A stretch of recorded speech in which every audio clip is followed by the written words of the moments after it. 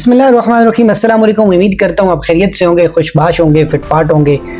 आज का व्लॉग है, हमारा टॉपिक है road map to becoming a web developer और अर्न इन डॉलर्स। आपको किस किस प्लेटफॉर्म के ऊपर जाना चाहिए, कहाँ कहाँ आप अपनी प्रोफाइल क्रिएट कर सकते हैं और कौन सा आप रोड मैप फॉलो करेंगे तो आप एक डेवलपर बनेंगे। और जैसे मैंने कहा कि अर्न इन डॉलर्स, तो आप डॉलर्स में कैसे कमा सकते हैं, वो भी हम सोर्सेज भी डिस्कस करेंगे एट द एंड। और दूसरा ये भी कि आप अपनी प्रोफाइल जो है, अगर कहीं रिमोट आप वर्क करना चाहते हैं और डॉलर्स के कमाना चाहते हैं तो वो कौन सा प्लेटफॉर्म है जहां पे आपको प्रोफाइल अपनी क्रिएट करनी चाहिए प्रोफाइल, ताकि आपको रिमोट जॉब मिल सके। दूसरा और तीसरा पॉइंट ये कि हम आप ये भी डिस्कस करेंगे कि कौन से ऐसे रिसोर्सेज हैं, प्लेटफॉर्म है जहां पे ऑलरेडी वेबसाइट्स पड़ी हुई हैं और वो जाके आप सिर्फ उसको यूज कर सकते हैं और उसके ऊपर आप प्ले अराउंड करके आप अपनी प्रैक्टिस कर सकते हैं। तो आज का व्लॉग शुरू करने से पहले आपसे रिक्वेस्ट करूंगा, जो भी इस चैनल पे नए हैं काइंडली इसको सब्सक्राइब कर लें, लाइक एंड कमेंट कर दिया करें ताकि हमें सेशन मिलते रहे और आपके लिए नई से नई वीडियोस लाते रहें। और इंशाल्लाह मजीद आपके साथ और भी चीजें डिस्कस करेंगे। आज का वीडियो शुरू करते हैं। Road map to becoming a web developer, उसका पहला पॉइंट क्या है जी? इंट्रोडक्शन पे थोड़ी सी बात कर लेते हैं कि वेब डेवलपमेंट असल में है क्या, ये कितनी एक इम्पॉर्टेंट होती है। आजकल के दौर में अगर आप देखें तो वेब डेवलपमेंट की बहुत ज़्यादा डिमांड है। अभी जिन प्रोडक्ट्स के ऊपर हम काम कर रहे हैं, ज़्यादातर जो जितने भी प्लेटफॉर्म हैं, जितने भी प्रोडक्ट्स हैं, वो सारी की सारी हमारी वेब बेस्ड हैं। और उसके बाद फिर जाके कस्टमर रिक्वेस्ट करता है कि आपने इसे मोबाइल ऐप के ऊपर भी लेके आना है, या एंड्रॉइड के अंदर होनी चाहिए या उसके अंदर होनी चाहिए, ठीक है। और इसकी डिमांड और बढ़ती जा रही है, वेब डेवलपर्स की और ज़्यादा ज़रूरत है और इसमें बहुत ज़्यादा और अपॉर्चुनिटीज़ भी जनरेट हो रही हैं, ठीक है। बेसिक्स की अगर हम बात करें तो जब आप वेब बेस्ड टेक्नोलॉजीज या वेब एप्लीकेशन को स्टार्ट करते हैं और इसके ऊपर जब आप एज अ वेब डेवलपर आप स्टार्ट करते हैं तो सबसे पहले आपको बेसिक्स अंडरस्टैंड करनी चाहिए HTML की, ठीक है। अंडरस्टैंड स्ट्रक्चर और इसके सिमेंटिंग का आपको समझना चाहिए। उसके बाद CSS है, ये जो है ये आपकी जो ब्यूटिफिकेशन होती है, जो आपका मतलब उसके ऊपर मजीद खूबसूरती लाने के लिए जो स्टाइलिंग होती है वो CSS काम करती है। उसके बाद जो जावास्क्रिप्ट है ये आपको मजीद हेल्प करती है उसको मजीद एनिमेटिव बनाने के लिए और मजीद अच्छा बनाने के लिए, ठीक है। तो ये आपकी जो बेसिक्स हैं ये आपको अंडरस्टैंड करनी पड़ती हैं HTML की, CSS, और फिर आपको जावास्क्रिप्ट भी समझनी पड़ती है। तो इसके साथ ऑब्वियसली आपको फैमिलियर होना पड़ेगा, आप उसके ऊपर हैंड्स ऑन करना पड़ेगा, इसकी बेसिक्स को अंडरस्टैंड करना पड़ेगा। तो ये इतनी मुश्किल नहीं होती, आप इजीली इसको अंडरस्टैंड कर सकते हैं और आप जैसे जैसे इंप्लीमेंट करते जाते हैं आपको मजीद आइडिया होता जाता है। अगर हम मजीद इसके अंदर जाएं तो आप इसके जो जैसे मैंने कहा कि जी जो CSS है ये स्टाइलिंग के लिए यूज होती है, तो आप मजीद अपने डिजाइन को रिस्पॉन्सिव बनाने के लिए, ठीक है, आप इसको मजीद अच्छा बनाने के लिए आप CSS का यूज करते हैं। और मास्टर जावास्क्रिप्ट आपको उसके ऊपर भी जाना पड़ता है, लाइक आपको जावास्क्रिप्ट सीखनी पड़ती है जिसमें आप डॉम की मैनिपुलेशन को समझते हैं, ठीक है।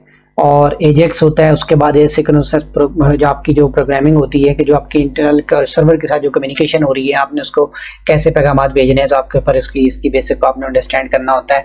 उसके बाद जो फ्रंट एंड फ्रेमवर्क है, जैसे explore popular frameworks like react आपने देखना है, एंगुलर देखना है, ये आजकल फ्रंट पे बहुत ज्यादा चल रही है जी, रिएक्ट चल रही है, एंगुलर चल रही है और Vue.js चल रही है। तो आप इनको भी जा सकते हैं, लेकिन आपको ये पिक कर ले या इसमें से देखें, जब आप एक जब डेवलपर बन जाते हैं तो आप के लिए किसी भी दूसरी लैंग्वेज के ऊपर ट्रांसफर होना कोई इतना मुश्किल नहीं होता, आप इजीली किसी के ऊपर भी जा सकते हैं। लेकिन आपको पहले उसकी बेसिक्स अगर आप प्रॉपर्ली अंडरस्टैंड कर लें, उसको इम्प्लीमेंट कर लें, फिर आप कहीं भी जंप करते हैं तो आपके लिए इतना इशू नहीं होता। पहले हमने फ्रंट एंड की बात की कि फ्रंट एंड जो डेवलपर होता है उसके लिए क्या उसको CSS समझनी पड़ती है, जावास्क्रिप्ट पढ़नी पड़ती है, सीखनी पड़ती है। उसके बाद रिएक्ट है, एंगुलर है, JS है। और बैक एंड डेवलपर की अगर हम बात करें तो उसमें काफ़ी सारी आपकी लैंग्वेजेस आ जाती हैं, जैसे कि पाइथन होगी, आपकी Node.js होगी, उसके बाद रूबी होगी, उसके बाद आपकी PHP है। ये सारी सर्वर साइड लैंग्वेजेस हैं, ये आपको बैकएंड के लिए अंडरस्टैंड करनी पड़ती है, इनको समझना पड़ता है। उसके बाद डेटाबेस की अगर हम बात करें तो डेटाबेस आपके बहुत सारे आ जाते हैं, जैसे कि MySQL हो गया, उसके बाद MongoDB होगी, उसके बाद Postgres हो गया। तो ये सारे वो डेटाबेसेस स्ट्रक्चर्स हैं, ये डेटाबेसेस हैं जो डेटाबेस आपके मैनेज करते हैं, इसको आपको इसकी बेसिस को समझना पड़ता है, ठीक है। और सर्वर साइड फ्रेमवर्क्स की अगर हम बात करें तो उसमें आता है आपका, जैसे वो मैंने पहले भी बताया कि ये जितने भी आपकी बैकएंड वाली हैं, जैसे Node.js है, पाइथन है, रूबी है और PHP, ये सारी सर्वर साइड लैंग्वेजेस हैं, ठीक है। तो ये आपके बैकएंड के ऊपर आती हैं, इनको आप अंडरस्टैंड करना पड़ता है आपको। नेक्स्ट है जी वर्जन कंट्रोल। आपने जब देखें एक फ्रंट एंड जो डेवलपर होता है या बैक एंड डेवलपर होता है तो उन्होंने कहीं ना कहीं अपना कोड प्लेस करना होता है।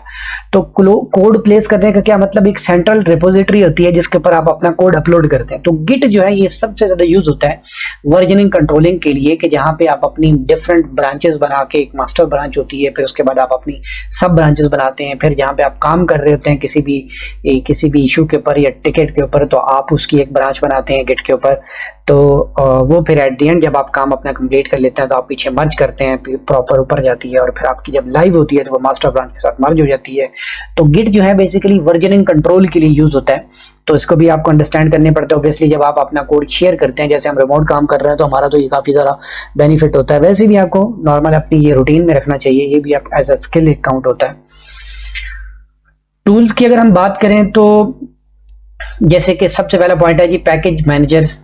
ठीक है, आप जो नोड के पैकेजेस मैनेजर्स होते हैं, यॉन है, ठीक है, ये आपका नोड के अंदर यूज होता है, जो आपके डिपेंडेंसीज को, मतलब डिफरेंट पैकेजेस होते हैं, लाइब्रेरीज होती हैं, जब आप काम कर रहे होते हैं तो आप इनको इंस्टॉल करना पड़ता है।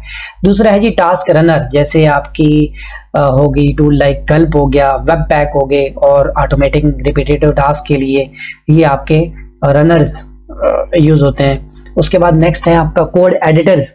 अगर आपने प्रोफिशिएंट बनना होता है कोड एडिटर के अंदर, जैसे आपका विजुअल स्टूडियो आपको कोड एडिटर के तौर पे यूज होता है, ठीक है। उसके बाद सबलाइम यूज होता है, और बहुत सारे आपके जो हैं कोड, लेकिन ज्यादातर जो लोग जो डेवलपर्स यूज करते हैं वो विजुअल स्टूडियो यूज करते हैं। ये जरा अच्छा है, इसकी प्रेजेंटेशन अच्छी है, इसका डिस्प्ले भी अच्छा है।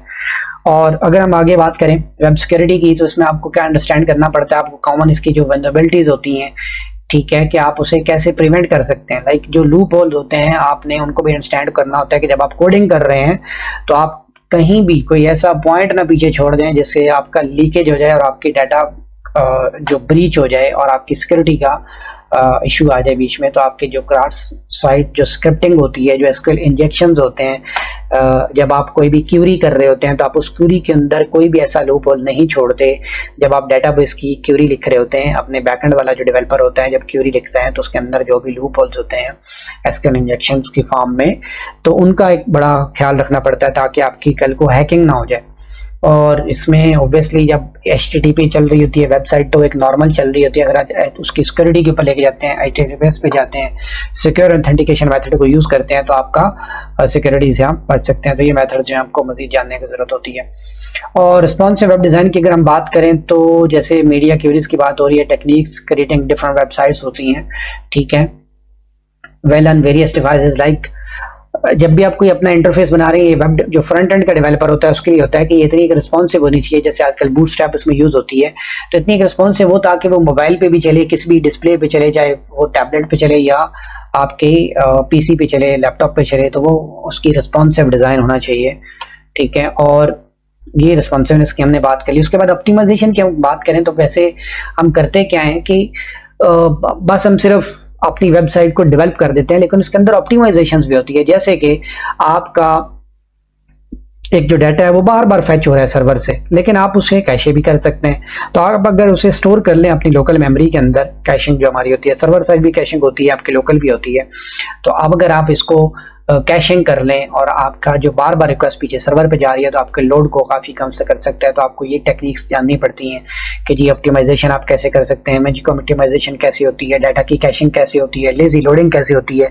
जैसे कि फॉर एग्जांपल आप यूट्यूब पे जाते हैं तो आप स्क्रॉल डाउन करते जाते हैं तो आपकी वीडियोस लोड हो रही होती हैं, तो ये थोड़ी देर बाद फिर दूसरी लोड होती है, फिर आगे चलते हैं तो और लोड होती है। तो ये लेजी लोडिंग की एक टेक्निक लगी हुई है, इस तरह ये भी आपने अपने वेब डेवलपमेंट के अंदर यूज करनी होती है।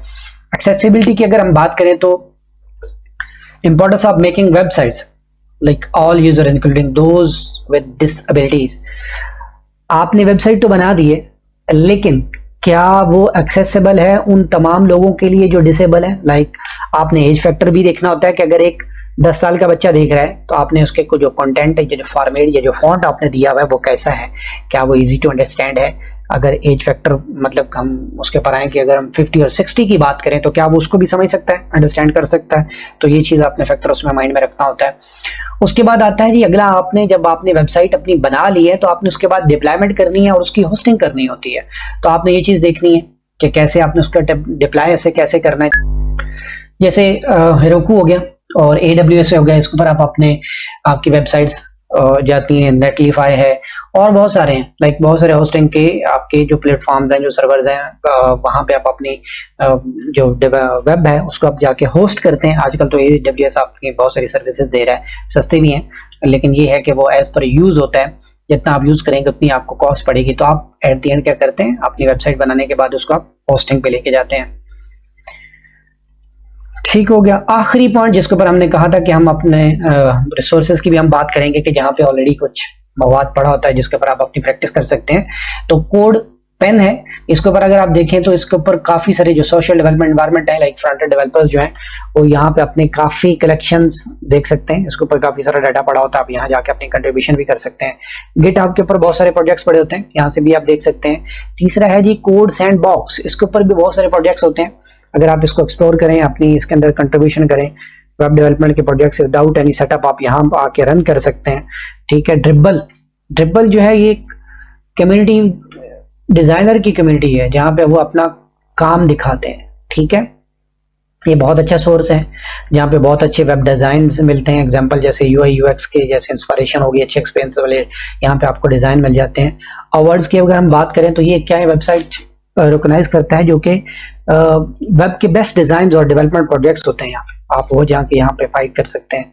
हाई क्वालिटी एग्जांपल्स के यहाँ पे एक प्रोजेक्ट्स होते हैं। उसके बाद स्मैशिंग मैगजीन्स की अगर हम बात करें तो ये एक बहुत बड़ा पॉपुलर वेब डिजाइन और डेवलपमेंट ब्लॉग है जो कि बहुत सारे ऑफन फीचर्स और आर्टिकल्स की इसके ऊपर लिखे होते हैं। बहुत गुड एग्जांपल्स होती हैं, यहाँ पे ट्यूटोरियल्स होते हैं। मोजिला डेवलपर भी, इसके ऊपर भी बहुत सारे अथॉरिटी रिसोर्सेज होते हैं, जैसे वेब डेवलपर हो गया, और काफी मतलब इसके ऊपर गाइड मिलती है आपको, कोड की गाइड मिलती है, HTML CSS जावास्क्रिप्ट के बारे में भी आपको काफी गाइड मिल जाती है। फ्री कोड कैंप, ये बड़ी जबरदस्त चीज है जी। कोडिंग चैलेंजेस यहाँ पे आते हैं, काफी सारे प्रोजेक्ट्स होते हैं जो आपके सॉल्व करने होते हैं, यहाँ पे आपके आके इश्यूज सॉल्व करते हैं। तो ये भी आप अच्छा है, आपके यहाँ पे प्रैक्टिस के प्लेटफॉर्म है, बड़ा जबरदस्त प्लेटफॉर्म हो सकता है। उसके बाद यूट्यूब आती है जी। यूट्यूब के ऊपर आप जा सकते हैं, आप अपनी मर्जी के जितने भी रिसोर्स, जैसे मैं अभी बात कर रहा हूँ आपसे, मैं आपके साथ रिसोर्सेज शेयर कर रहा हूँ कि रोड मैप कैसे आपको फॉलो करना है, कौन सा रोड मैप आप फॉलो करेंगे एक वेब डेवलपर बनने के लिए। तो इसी तरह यूट्यूब के ऊपर पूरे का पूरे आपके ट्यूटोरियल्स पड़े हुए हैं, हर तरह के, हर लैंग्वेज के, आप जाके उसे देखें, समझे, अंडरस्टैंड करें तो आप एक अच्छे डेवलपर बन सकते हैं। और दूसरी हम बात कर रहे थे कि आखिर में कि हम जो रिसोर्सेज हैं कहाँ से हमें अर्न करना चाहिए। जब आप वेब डेवलपर बन गए, आप उसकी कुछ प्रैक्टिसेस आपने कर ली हैं, प्रोजेक्ट्स बना लिए हैं, तो आप फाइवर के ऊपर अपनी गिग क्रिएट कर सकते हैं। ठीक है। डिफरेंट गिग क्रिएट करें, सिर्फ एक के ऊपर रिलाई ना करें, डिफरेंट आप रिसोर्सेज और सर्विसेज अपने उसके ऊपर प्रोवाइड करें। उसके बाद अपवर्क के ऊपर आप अपनी प्रोफाइल बनाएं, वहां जाके आप ऑर्डर करें। आजकल तो बहुत आसान हो गया, चैट GPT के ऊपर अपना प्रपोजल पूरे का पूरा कॉपी करें, उसको कहेंगे जी मुझे इसका सोल्यूशन प्रोवाइड करें, आप उसको थोड़ा सा मॉडिफाई करो, जाके पोस्ट करो, तो आपको डेफिनेटली उस इन रिटर्न उसका मिलेगा आपको उसका प्रपोजल। और अगर आपका वो आगे से रिजेक्ट हो जाता है, लाइक वो आगे से कहता है भाई आप तो नए हो, तो आप उसमें लिख के भेजो कि भाई मैं हूं तो नया लेकिन मुझे काम सारा आता है, मैं इस प्लेटफॉर्म के ऊपर नया हूं लेकिन मैंने काम बहुत किया हुआ है। तो आप ये भी कह सकते हैं ताकि आपको प्रपोजल उसके ऊपर मिल जाए। और रिमोट जॉब के लिए आजकल बहुत ज्यादा प्लेटफॉर्म है। पहले तो ये तो था कि यहाँ पे थर्ड पार्टी जो HR हैं वो बीच में इन्वॉल्व होते हैं, तो आपको डॉलर वहां से लेके आपको PKR में पे कर रहे होते हैं। ठीक है। तो आपको क्या करना है कि रिमोट जाके रिसोर्सेज देखें जहाँ पे जॉब्स डायरेक्टली आती हैं, वहाँ आपको डायरेक्टली डॉलर्स पे किए जाते हैं, तो आप वहाँ पिच करें और ले सकते हैं। मेरा दोस्त एक उसने लास्ट डेज में एक डिजाइनर है, वो उसने पिच किया और रिमोट वो जॉब कर रहा है यहाँ से, तो वो $7,000 सैलरी ले रहा है। एक एवरेज जो सैलरी चलती है लाइक जूनियर्स तकरीबन होता है डेवलपर। तो आप लोग भी कर सकते हैं जी। उम्मीद करता हूँ जी आज का व्लॉग आप लोगों को पसंद आया होगा, और एप्रिशिएशन के लिए काइंडली कमेंट और लाइक कर दीजिएगा। बहुत शुक्रिया, अपना ख्याल रखिएगा। Thank you.